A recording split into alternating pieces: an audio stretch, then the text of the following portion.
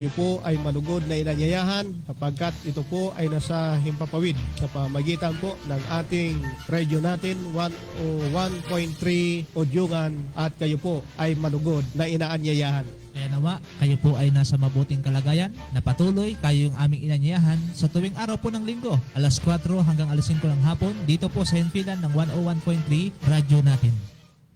Isa pong mapagbalang tanghali sa inyong lahat, mga minamahal po naming mga kaibigan, minamahal po naming mga kapatid. Kamusta po kayo?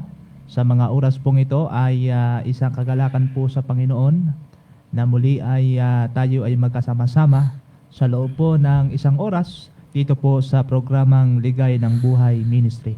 At sa pangalan po ng Pangulo Seventh-day Adventist Church ay tayo po ay magkakasama-sama sa oras na ito sa ating talakayan ng mga nasusulat sa banal na kasulatan ng ating Panginoon. Bago po tayo buksan natin ang ating programa sa pamagitan ng panalangin, maririnig natin ang ating theme song.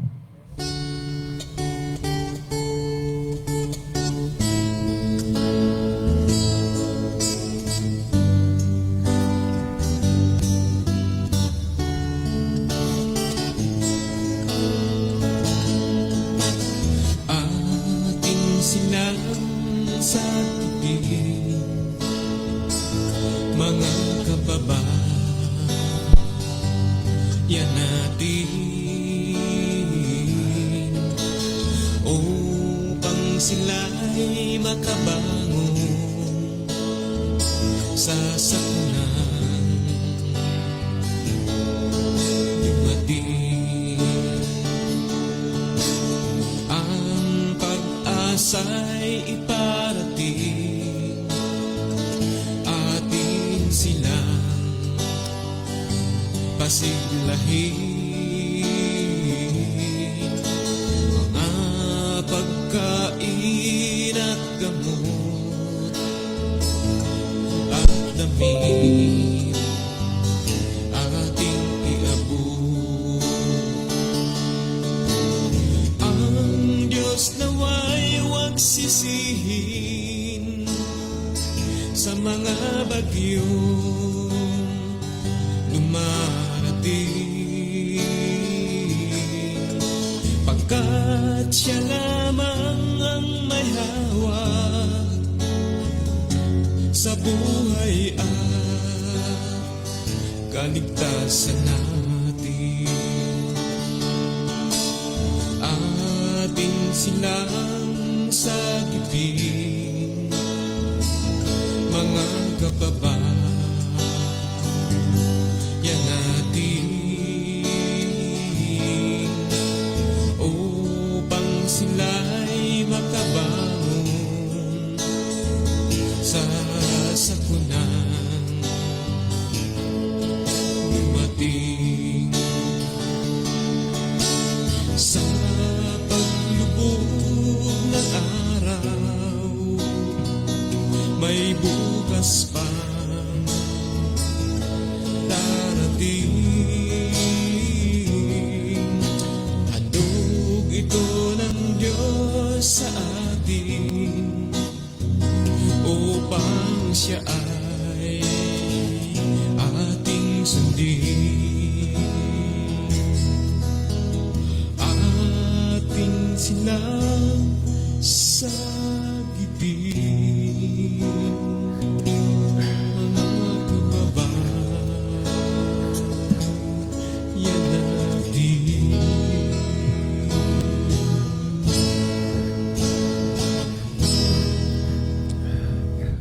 Tayo po ay manalangin.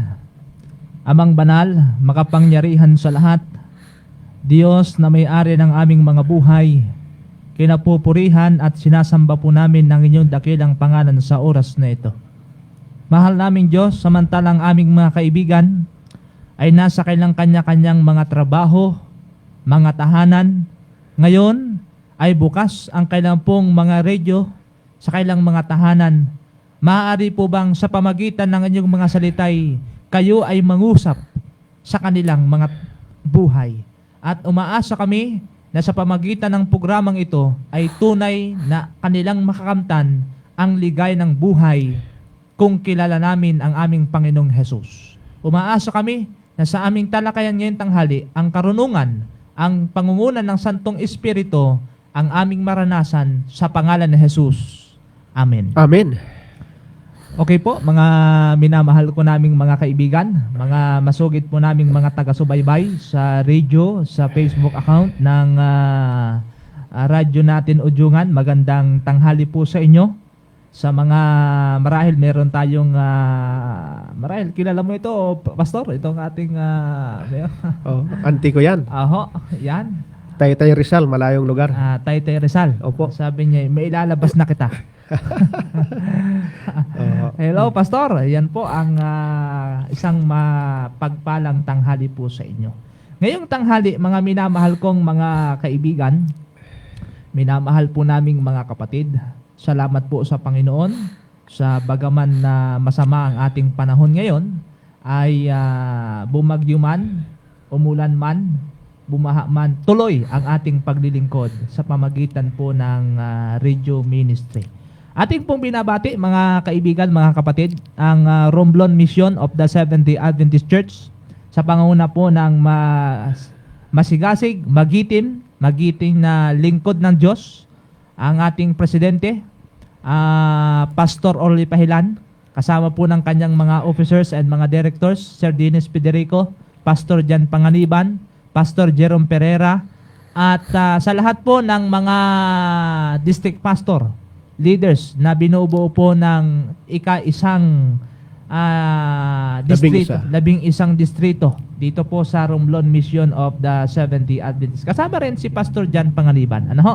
Salamat ng marami sa ating mga sponsor din. Ganon din kay Sir Ariel Ponte, Pastor Ricarteriano, Ma'am Remy Murada, Ma'am Didi Murada, Mr. and Mrs. Chisi Padriragaw, Ma'am Nalin Mutin, Ma'am Susan Dayok, Ma'am Melissa Palcotela, Brother Bongbong and Ma'am Luistro, Willie and Sally Molena, Brother Rene Pames, Ma'am Lumi de la Cruz, Ma'am Ruby Maestro, Sir Dennis Federico. Salamat ng marami sa inyo pong pagsuporta sa programang pong ito, sa patuloy na paglawig ng ating pong paglilingkod dito sa himpilan ng 101.3. Isang mapagpalang biyernes ng tanghali. Mahal na mga kaibigan, partner, aking binabati ang ating mga kaibigan, Opo. pamilya ko dyan sa Sibuyan Island. Aha. Kumusta kayo dyan? At ang ating iba na mga kapatid na sumusubaybay, katulad ng Moral Family sa Agtiwa Church at ang ilan pa ng mga kasama natin dyan. At bahagi din ng Romblon Mission, ang mga direktor po, ang ating mga kababaihan dyan, Ma'am Love, Ma'am Vance, Ma'am Janet, Ma'am Wian, at saka si Sir Lewin Partusa.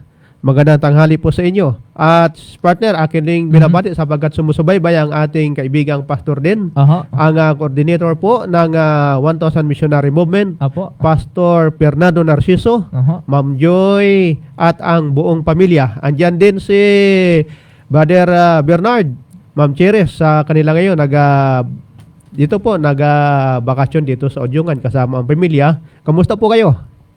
O yan. At siyempre, Pastor, sa oras na ito ay sa ating kaugalian ng ating programang ito. At nadadaman natin, na-appreciate natin ang pagsuporta ng ating mga kapatid. Opo. Sa programang ito, hindi dahil sa kanila ay wala po tayo dito, ay sa mga sponsor natin ay sa tuwing tayo po ay magsisimula ang ating programa ay tayo magkakaroon ng espesyal na panalangin para po sa kanila. Tayo po ay manalangin. Sa iyo po, dakilang Ama, napakabuti ninyo at sa panahong ganito na medyo masungit ang panahon, umuulan saan mang dako, kami po ay narito upang maglingkod at patuloy kayong papurihan, pinapasalamatan sa iyong mga kadakilaan. Tangi-tangi naming idudulog o Diyos ang aming mahal na mga sponsor na mga sumusuporta po sa Ligaya ng Buhay Ministry upang may isang papawid po dito sa radio natin 101.3 Udyungan. Salamat po, dakilang Ama, sa kanilang patuloy na pagsuporta, pagibigay ng kanilang mga resources. Aming hiling ay inyo pong pagyamanin ang kanilang hanap buhay, may layo po sa mga sakit, mga disgrasya, anumang bagay ng mga masasama. upang sila po ipatuloy na makapaglingkod, makasuporta pa sa ganitong mga gawain. Pag-ibiyahan po Diyos ang patuloy na kasaganaan sa bawat isa. Maraming salamat. Nawa po ay ang mga kapatiran din, mga kaibigan namin ay patuloy na sumuporta at magkaroon din ng pakikibahagi sa pagbibigay po ng suporta sa Ligaya ng Buhay Ministry. Ito pong aming dalangin sa pangalan ni Jesus. Amen. Amen. So, salamat ng marami mga kapatid. Ano ho? Na inyo pong patuloy na bukas ang inyong mga puso sa pagsuporta po sa ating gawain ng ating Panginoon. At ang programang ito ay tanging ang susi lamang ay panalangin. Ano ho? Upang tayo po ay patuloy na makapaglingkod. Ngayon pong tanghali mga kapatid, tayo po ay hindi na magpapatumpik-tumpik pa upang tayo hindi tumungo sa ating talakayan. Na ang ating pong talakayan ngayon ay merong kinalaman pa rin doon sa pinag-usapan natin noong nakaraang araw po ng linggo. Na ang ating pong paksa ay ito ay merong pamagat na sa iyong paglago, kailangan mo ang kaibigan, ang iglesia. Isang magandang paksa, partner, sapagkat ang ating pinag-usapan na nakalipas, kinakailangan tayo lumago sang-ayon po sa kung ano ang mga kaloob na mayroon tayo. Atin na pong na masdan at na-discovery, mga minamahal na mga kaibigan, kung anong mayroong bigay ng Diyos na kaloob upang magamit natin sa ating paglilingkod sa Kanya, sa ating pamumuhay, pagsuporta sa ating pamilya. Kaya napakaganda at timely talaga, partner, na ating pag-usapan itong isa sa mga bahagi ng paglago na kailangan ang iglesia. Yan. Isipin natin mga minamahal kong mga kaibigan kung ito nga ay magagawa.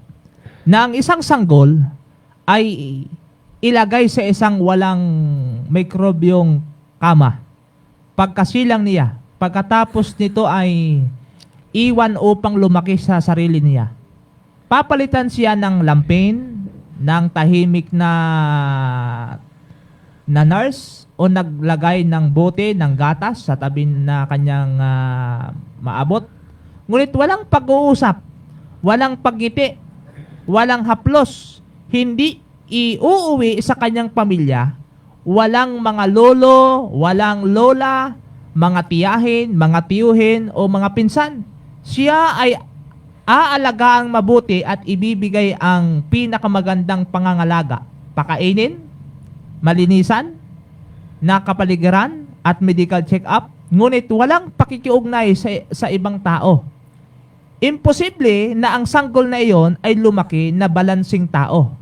Upang maging balanse ang paglaki, kailangan ng sanggol ang pagmamahal na pakikisama at pangangalaga ayon din sa kanya.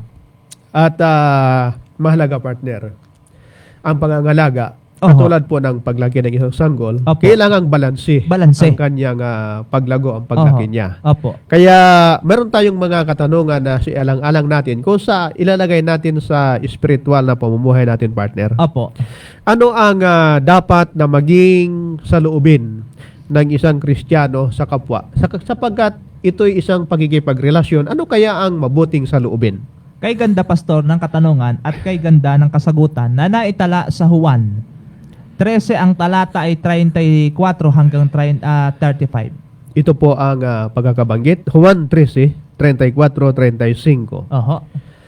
Isang bagong utos ang sa inyo'y ibinibigay ko, na kayo'y mangag-ibigan sa isa't isa, na kung paanong iniibig ko kayo, ay mangag-ibigan naman kayo sa isa't isa. 35. Sa ganito'y mangakikilala ng lahat ng mga tao na kayo ay aking mga alagad, kung kayo'y may pag-ibig sa isa't isa. Napakaganda, pastor, ng talata na nagsasabi, sa isang Kristiyano, isang tunay na Kristiyano, tunay na mananampalataya, tunay na tagasunod ni Kristo, ang dapat palang maging saloobin, ay yung tinatawag na pagmamahal. pag-ibig, pagmamahal. Oho. Napakahalagang sangkap ng ating buhay. Pakikipagrelasyon sa ating kapwa, Opo. higit sa lahat sa ating Diyos. Oho. Kahit na ikaw'y bago sa isang pamilya ng Diyos, bago kang bautismo, bago kang sanggol, bago kang anak kay Kristo, hindi magiging iba yung feeling mo sa iyong kapwa Kristiyano. Naroon pa rin yung pagmamahal mo sa Kanya dahil ang umiiral dito yung pag-ibig. Ayan. At ang pag-ibig nga ay walang pupwedeng ahadlang dyan. Opo. Walang pupwedeng ahadlang. Mhm. Kung mamahalin ng Kristiyano ang bawat isa, sapagkat ito ang kinakailangan, sabi ng ating Panginoon eh. Opo. Ano kaya ang magiging bunga nito, partner? Yan. Merong magiging bunga at ito yung naitala sa Juan na 17 ang talatay 21. Babasahin po natin. Upang silang lahat ay maging isa, na gaya mo, Ama, sa akin at ako'y sa iyo, na sila na may sumaatin, upang ang sanglibutan ay sumampalataya na ako'y sinugo mo. Ayan. Yan po ay binabanggit mga kapatid na ang dapat maging bunga, dahilan sa tayo'y nagmamahalan bilang tayo mga Kristiyano, bilang tayo mga anak ng Diyos, dapat ay pag-isahin, pastor. Opo, Pag-isahin yung pagmamahal natin sa isa't isa. pag-isahin. Pag-isahin. Hindi dapat na nakahiwalay. Oho. At ang pagkakaisa sa pagmamahal ay ito'y napakaganda. Opo. Para bang isang merong nakapagitan na isang matibay na tali. Oho. Oho. At dito, partner, sinasabi po sa atin na pag-isahin ng pag-ibig ang mga Kristiyano upang may pahayag nila ang matibay na pagsaksi ng pag-ibig sa sanlibutan. Oho. At sa pamagitan nito ay makikita ng sanlibutan si Jesus. Yan. Ang magiging resulta, pastor, pag pinag-isa natin yung pag-ibig natin sa isa't isa kay Kristo, alang-alang kay Kristo, ay magiging resulta nito, tayo yung magiging matibay na saksi Oho. sa lahat ng mga tao. Yan. Kasi nga, kung tayo ay walang tunay na pag-ibig sa ating kapwa, hindi tayo masasabing, ay, tunay na mga anak ng Diyos yan, tagasunod ni Kristo.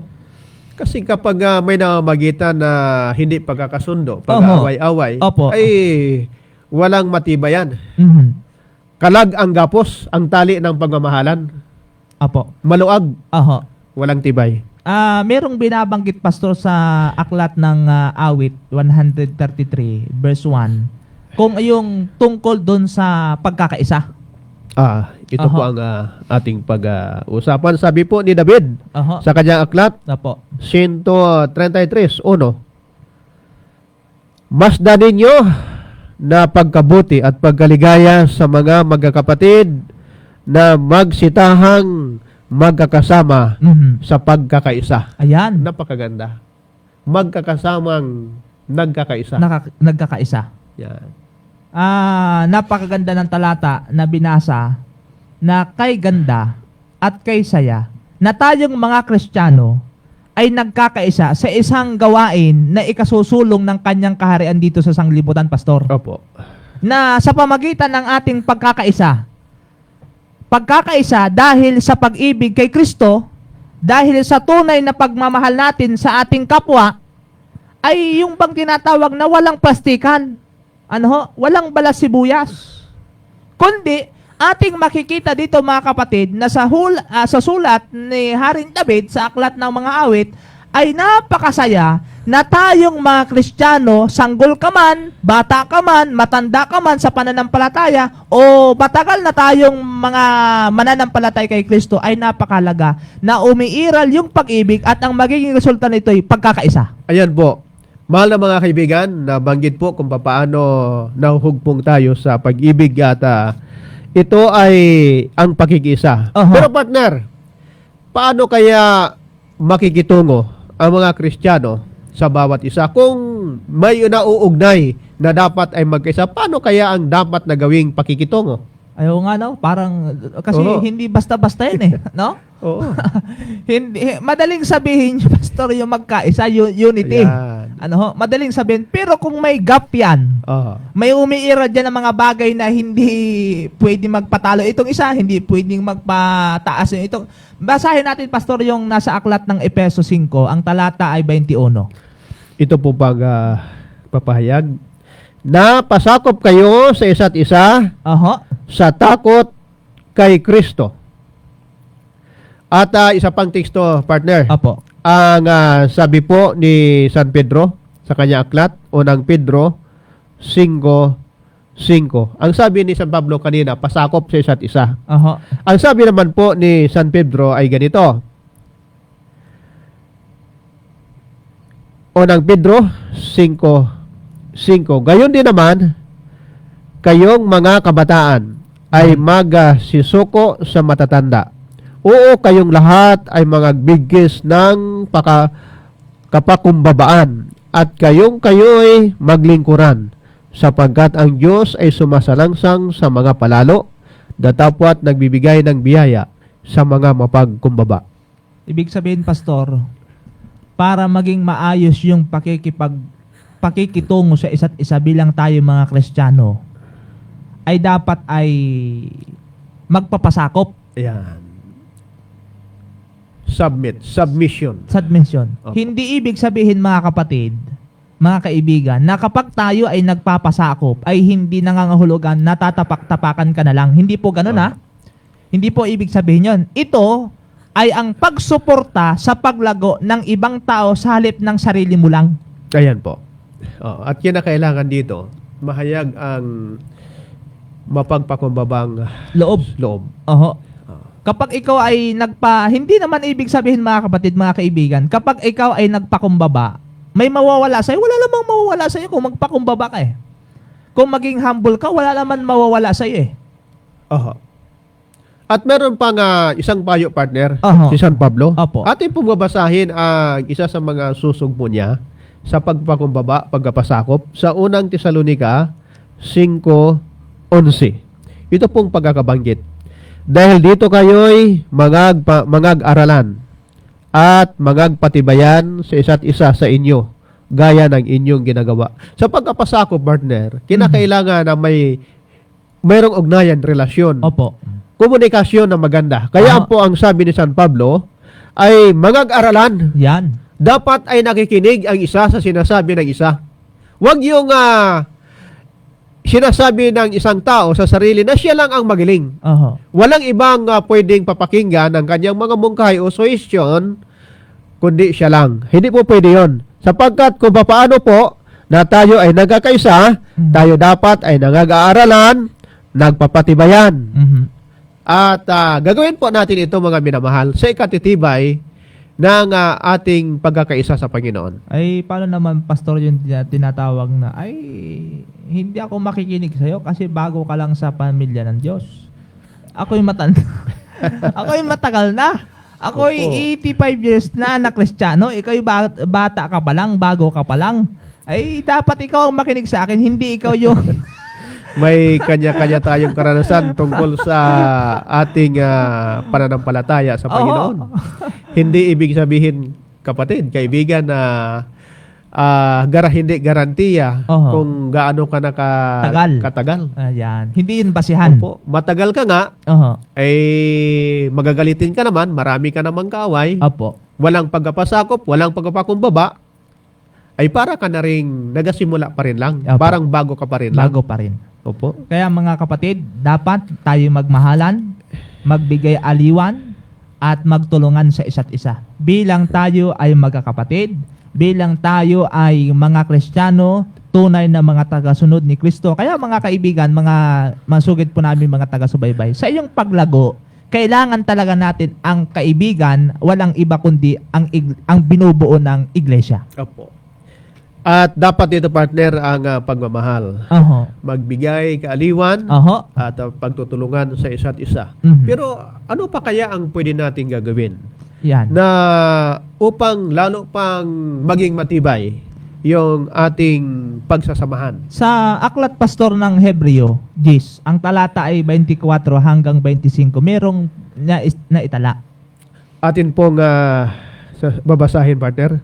At tayo'y mga tinginan upang tayo'y mga udyok Mhm. sa pag-iibigan at mabubuting gawa. 25. Na huwag nating pabayaan ang ating pagkakatipon na gaya ng ugali ng iba, Mhm. kundi mangagaaralan sa isa't isa, at lalo na kung inyong namamalas na nalalapit na ang araw. Yan. Napakaganda, partner. Ito'y isang payo para sa atin. Mhm. Na huwag nating kalimutan yung ating magandang pakikipagrelasyon. Oho. Pagkakatipon bilang magkakapatiran sa ating Panginoon. Sapagkat wala namang ibang dahilan kung bakit ginagawa natin ito, sapagkat tumitingin tayo sa Opo. direksyong tunay na ibinigay ng Panginoon. Mhm. Higit sa lahat sa kanyang sinabi, ngayong nalalaman ninyo na ang kanyang pagdating ay malapit na. Yan. Pag-igtingin, patibayan po natin ang ating pakikipagrelasyon. Kaya dito, Pastor, mayroong katanungan na nagsasabing, ano ang pangako ni Kristo kahit sa maliit na pulutong ng mga mananampalataya? Kumbaga, konti lang na nagtitipon, Pastor. Opo. Ano kayang pangako ng Panginoon? Sabi po ni San Mateo sa kanyang aklat, Oho. Mateo 18, ang talata ay 20. Sapagkat kung saan nagkakatipon ang dalawa Mhm. o tatlo o sa aking pangalan, Oho. ay naroroon ako sa gitna nila. Yan. Hindi pala kinakailangan ang paramihan. Paramihan. Oo. Hindi Isa, yan. dalawa o tatlo. Oho. At kung sila ay nagkakatipon sa pangalan ng Panginoon, naroon siya. At nagkakaisa. Ayan po. Kailangan yon. Oho. Nagkakatipon at nagkakaisa. Oho. Kasi kahit na marami nga, hindi naman nagkakaisa. Hindi nakikita ang tunay na likas ng Panginoon. Yun, oho. Kahit na sa pangmaramihan, Oho. halimbawa, maramihan ka naman, paglabas naman sa simbahan ay Oho. kung ano naman ang ginagawa. Ay wala pa rin yun. Kaya hindi garantiya yung Paramihan. At Opo. wala yung paglago doon. Yan. Kaya mga kaibigan, maliwanag na sinasabi ng Biblia na dapat magsama-sama ang mga Kristiyano upang magpalakasan sa isa't isa at malalaman mo na si Jesus ay kasama ninyo sapagkat ipinangako niya ito, ngunit papaano mo masusumpungan ang tamang grupo ng mga Kristiyano? Sinasabi ng Biblia na ang bayan ng Diyos ay may dalawang katangian. Ayan.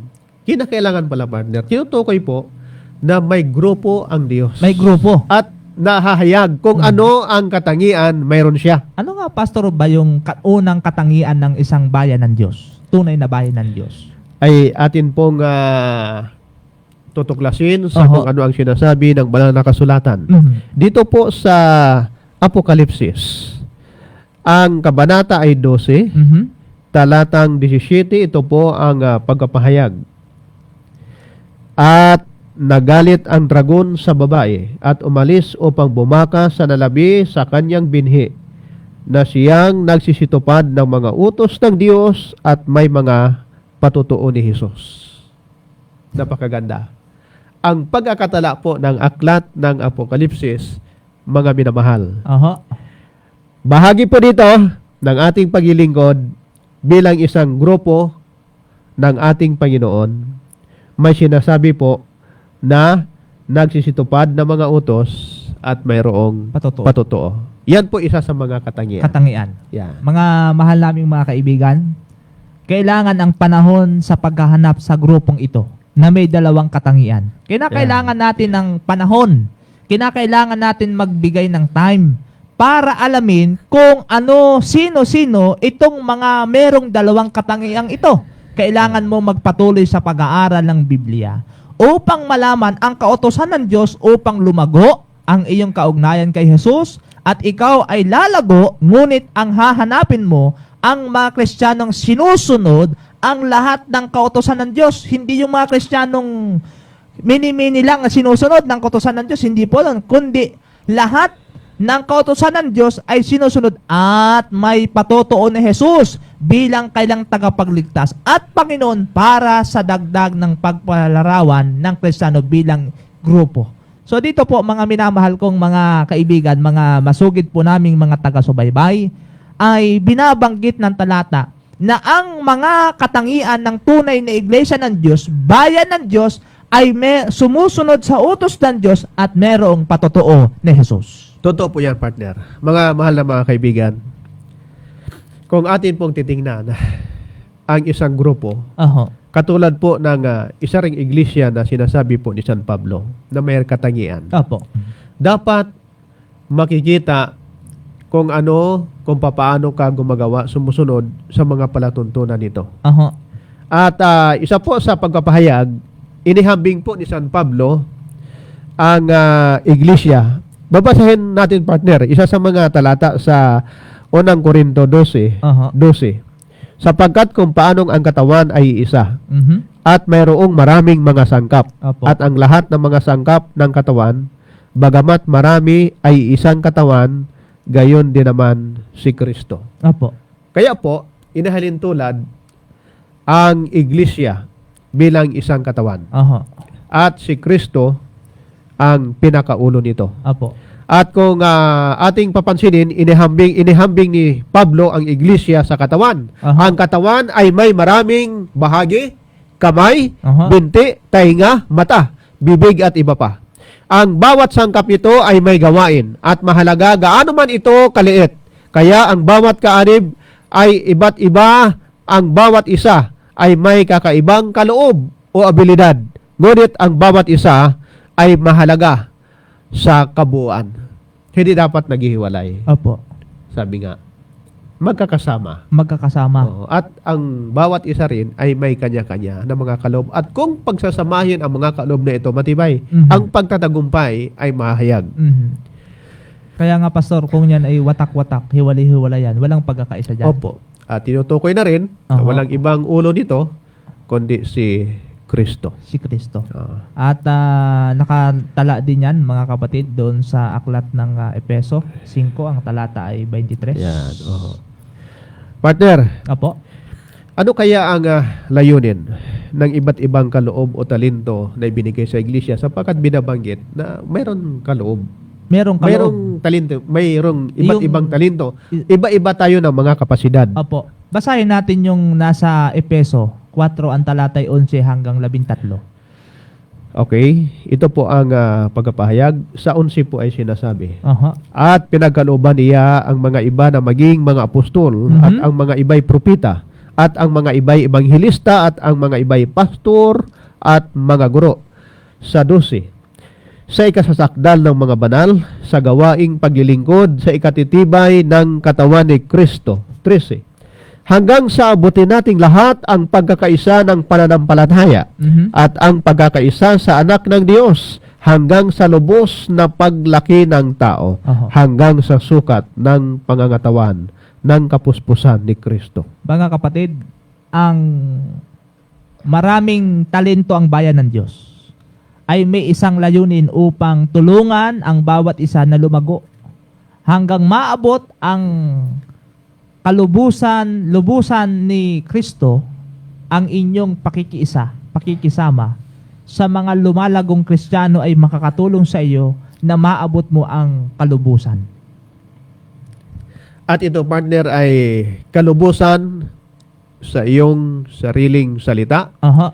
sa atin namang mga sariling gawa. Kaya Aha. po, mayroon bang paraan kung paano mo may mapahayag ang pag-ibig sa ibang Kristiyano? May mga magagawa tayo, mga kapatid. Ang ating mga kaloob ay atin pong gagamitin. Tuklasin po natin at mahayag. Masusurpresa po tayo, ito pala ang kaloob ng Diyos sa akin. Aha. Na samantalang ito noon ay parang hindi ko alam. Wala akong alam tungkol dito, pero ngayon ay mabisa pala ito na kasangkapan upang ako ay magkaroon ng pakikipag-ugnay na mabuti sa aking kapwa. Mm. At may mga talata, mga partner, Apo. na dapat nating isaalang-alang. Aha. Katulad po ng binabanggit po sa Mateo 18:20, sapagkat kung saan nagkakatipon ang 2 o 3, sabi po kanina, Apo. sa aking pangalan ay naroon ako sa gitna nila. Huwag nating hayaan, mga minamahal, na tayo ay sirain ng mga bagay na kukuha ng ating atensyon para sa ating Panginoon. Kinakailangan natin ang isang grupo, ang isang pananampalataya na may pagsunod sa kautusan ng Diyos at may patutuon ng ating Panginoon. At kanina po, siyempre, binasa din natin yung nasa aklat ng Juan na 13, talatay 34. Ikaw, isang bagong utos ang sa inyo'y ibinibigay ko, na kayo'y mag-ibigan sa isa't isa na kung papaanong iniibig ko kayo. So malinaw, mga kaibigan, mga kapatid, na ito yung pinapahayag ng aklat ng Juan na binabanggit na tayo ay magmamahalan bilang tayo ay magkakapatid.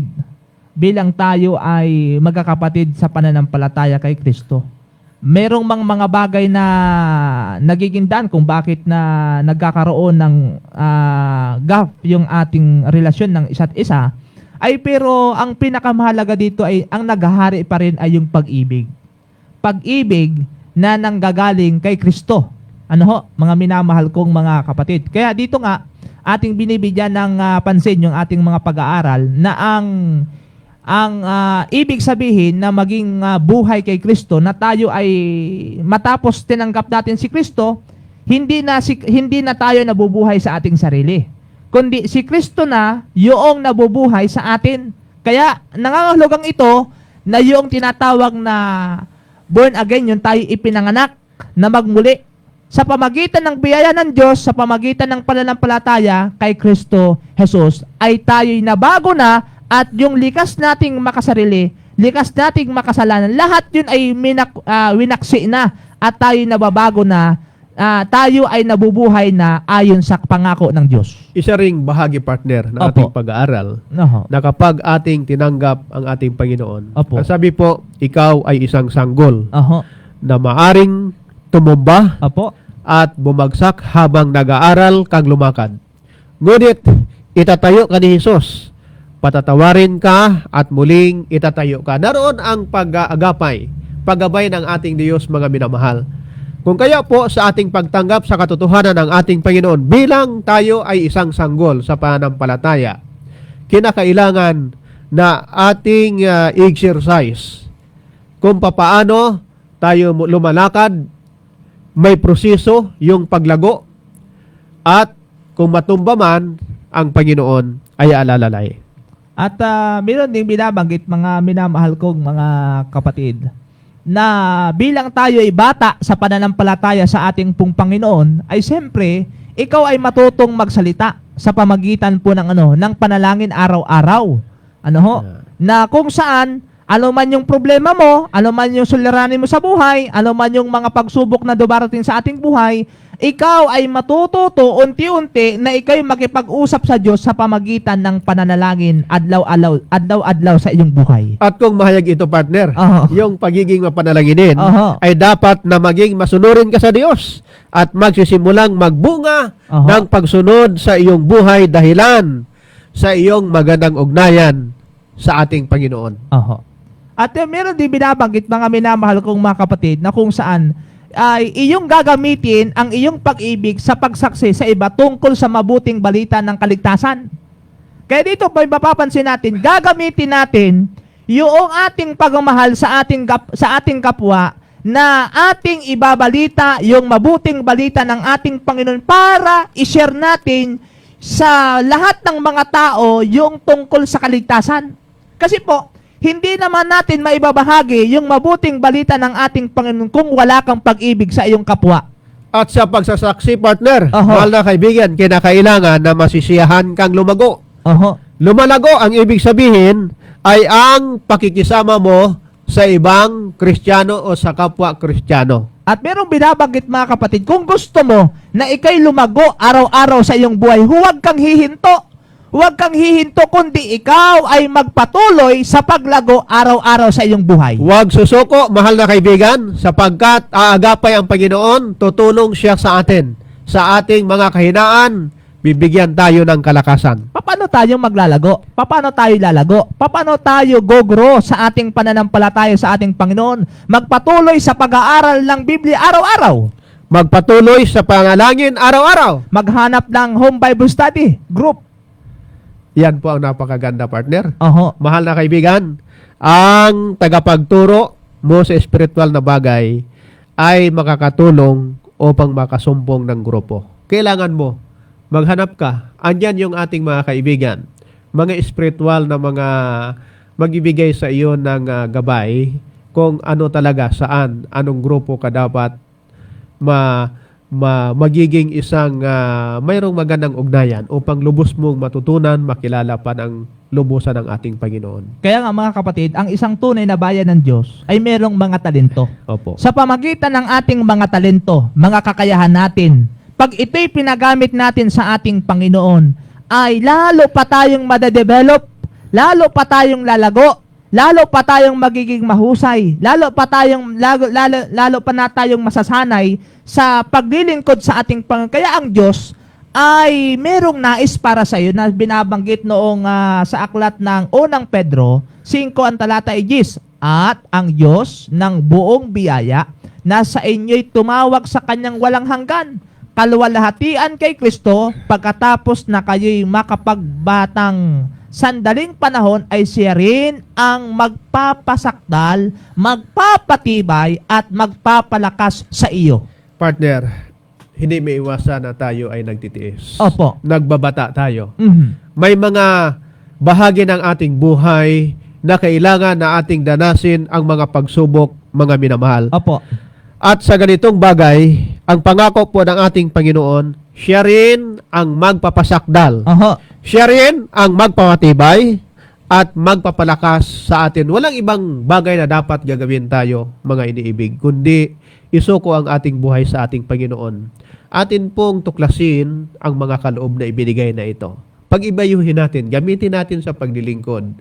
At maging bahagi rin ito kung paano tayo lalago sa ating pagkatao, sa ating pisikal at higit sa lahat, sa ating pakikipag-ugnay sa ating Panginoon. At siyempre, mga minamahal kong mga kapatid, minamahal kong mga kaibigan ng mga taga-subaybay sa mga oras na ito, sa ating paglilingkod sa Panginoon, hindi natin maiwasan ang mga challenges sa buhay. Challenges. Mga pagsubok, mga suliranin, tayo'y madidisappointed, tayo ay madidiscourage. Maraming mga suliranin. Napakarami. Maraming mga balakid sa buhay sa paglilingkod sa ating Panginoon. Pero kung gusto mo na ikaw ay ang iyong mga talento, ang iyong mga kakayahan, ay ipagamit sa paglilingkod sa ating Panginoon bilang tayo ay isang iglesia ng Diyos, nagkakaisa sa paglilingkod sa ating Panginoon, huwag kang manghina. Huwag kang manglupaypay. Pag ika'y nadapa, bumangon ka. Tumayo ka. At ikaw ay magpatuloy sa paglilingkod sa ating Panginoon.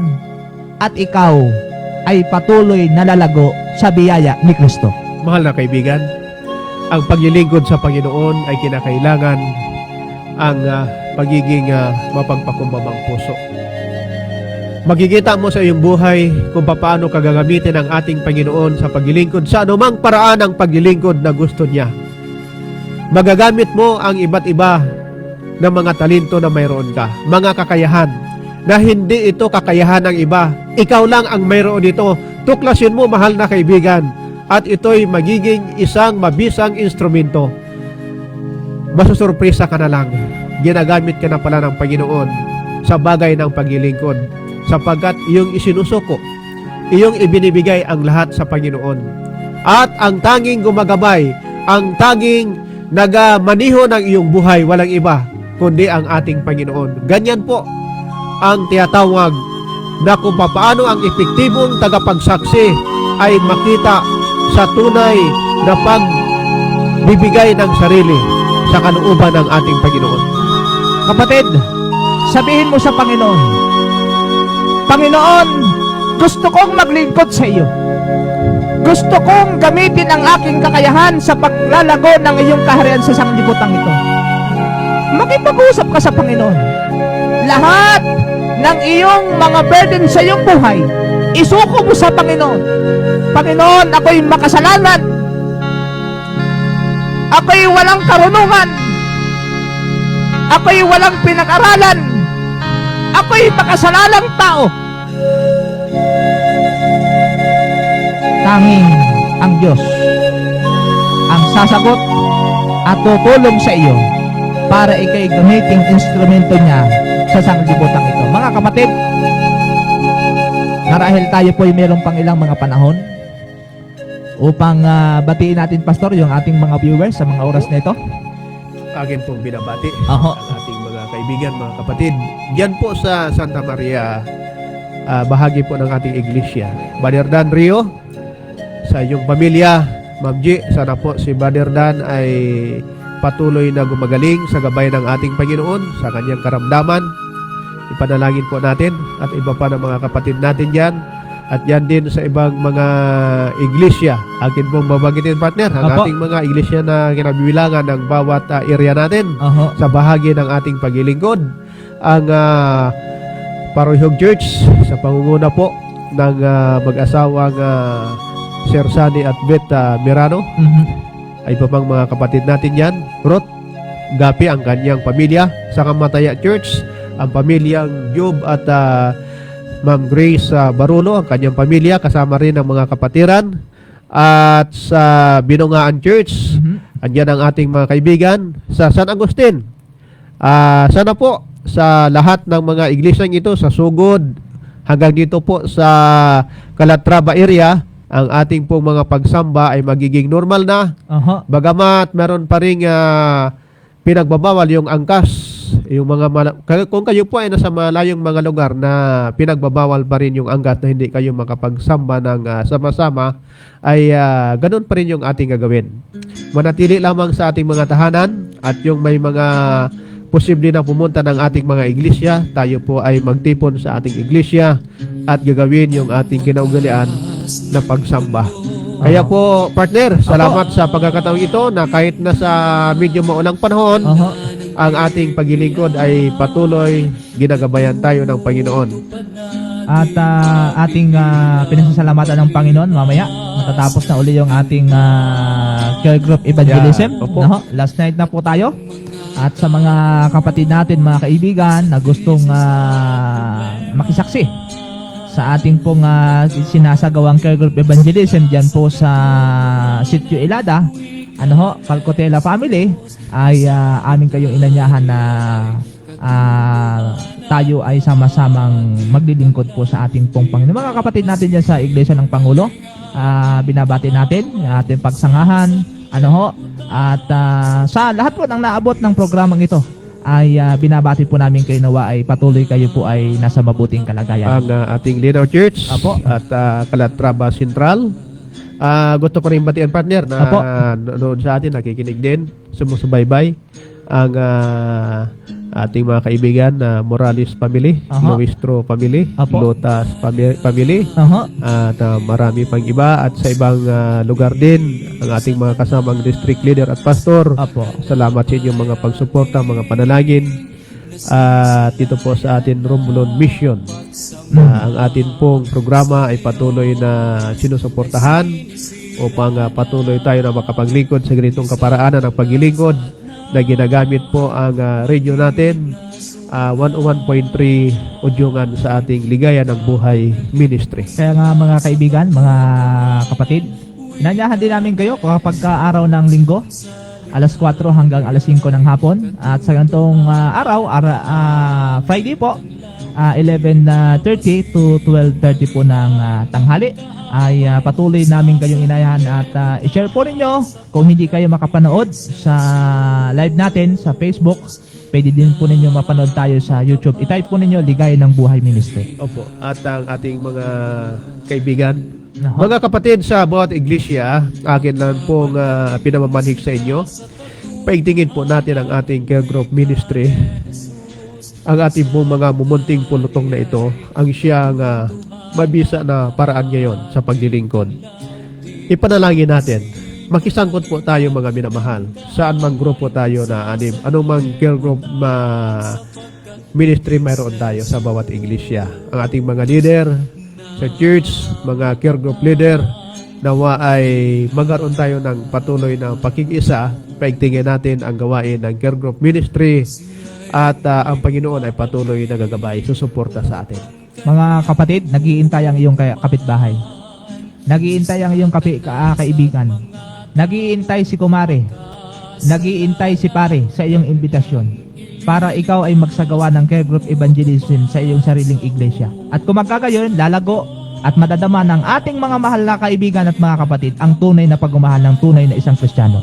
Sa muli, mga mahal na mga sponsor namin, salamat sa inyong patuloy na pagsuporta, at patuloy pong wini-welcome din ang iba sa gusto pong tumulong at sumuporta sa ating gawaing Ligaya ng Buhay Ministry dito po sa 101.3 Udyungan ay bukas po. At kayo patuloy na pinapasalamatan na sa anumang pamaraan, gaano man kalaki o kaliit na mga halagan ang inyong ipaglilingkod. Yan po ay pinapasalamatan at pinagpapala ng ating Panginoon. At welcome sa ating mga sponsor. Salamat po sa inyo pong pagsuporta. Kayo man po ay nagkakaroon ng family worship sa inyong mga tahanan, isama po ninyo kami sa inyong pong mga panalangin. At marahil kayo po ay nag-worship din sa pagkagabi.